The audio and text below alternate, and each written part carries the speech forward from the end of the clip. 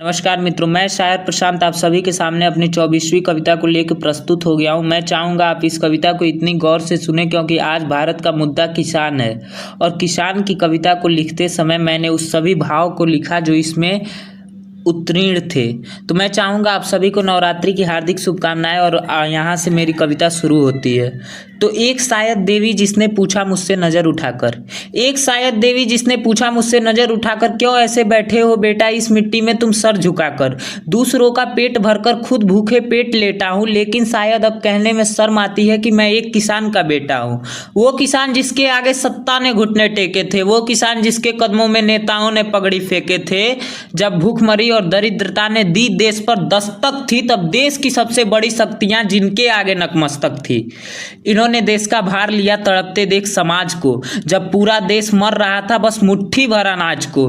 जब फिक्र थी मनुष्य को तो भगवान दिखता था किसानों में, अपने हिस्से के खुशी खातिर सम्मान दिखता था किसानों में। सबने हाथ खड़े कर लिए जब मांग रही थी धरा शांति, इन किसानों की ही देन है भारत में हरित क्रांति। पर मनुष्य स्वभाव की फितरत क्यों याद रखे बलिदानों को, अक्सर यही होता है देश दफनाता है छवि महानों को। कितनी कोशिश के बाद भी वो स्वाभिमान मार नहीं पाए, छवि मिटाने की कोशिश में एहसान मार नहीं पाए। क्यों आज भी हाथ मल रहा है, क्यों पास उसके लाचारी है। कोई सवाल क्यों नहीं पूछता कि 60,000 के तनख्वाह वाले नेता के पास 4 करोड़ की क्यों गाड़ी है। बस जीवन व्यतीत करने भर के पैसे भी नहीं और कर्ज चुका नहीं सकता है। जो सबका पेट भरता है वो पेट भर खा भी नहीं सकता है।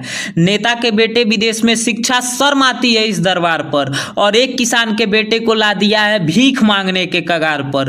दंगे जब देशित है तो हर आदमी सातिर यहाँ है। पूछो कभी नेताओं से कि इतनी बड़ी रैली है तो इसमें तुम्हारा बेटा कहाँ है। क्यों हर बार इनके चलते हमें अपना सम्मान गंवाना पड़ता है, क्यों हर बार कुर्सी के चलते किसी बेगुनाह को अपना जान गंवाना पड़ता है। बस छोटे मुद्दों को बड़ा बनाकर क्या ये एक बीमारी नहीं है। किसान अपना दाम तय करे, क्या वो इसका भी अधिकारी नहीं है। भारत का ही नेता भारत को विदेश में गलत कैसे कह सकता है। इतने बड़े घोटाले करके कोई विदेश कैसे रह सकता है। और ये गलती है बस सरकार की, देश को धंधा बना के रखा है, और जब मिल जाती है सजा निर्दोष को तब लगता है क्यों कानून को अंधा बना के रखा है।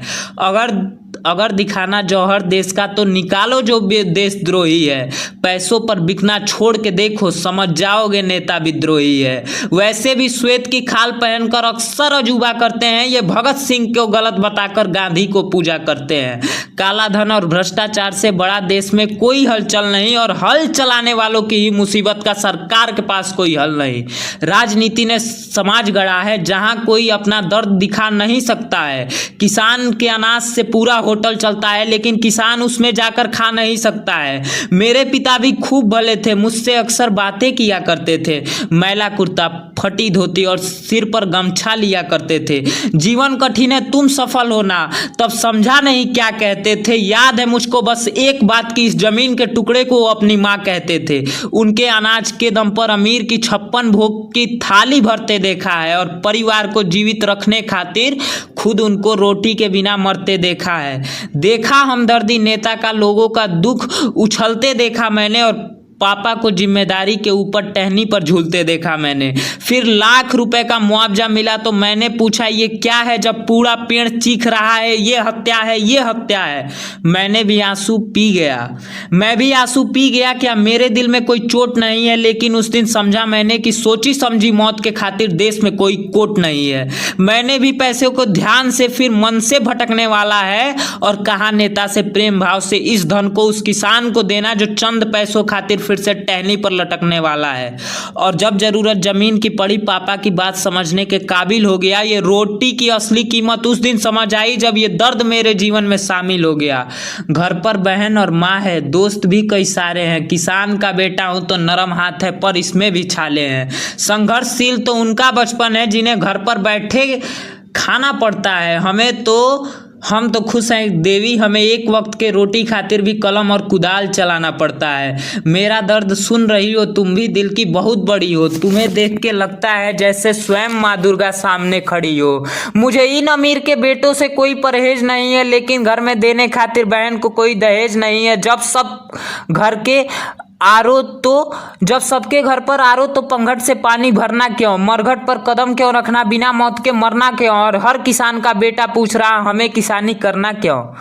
जो सूरज से पहले उठकर सूरज से भीगा करते हैं, जो अपने खून पसीने से मिट्टी को सींचा करते हैं। हार वाले गर्दन में फांसी का फंदा देखा हूँ। सारी दुनिया को जो अन्य दाता है मैं उस किसान का बेटा हूँ।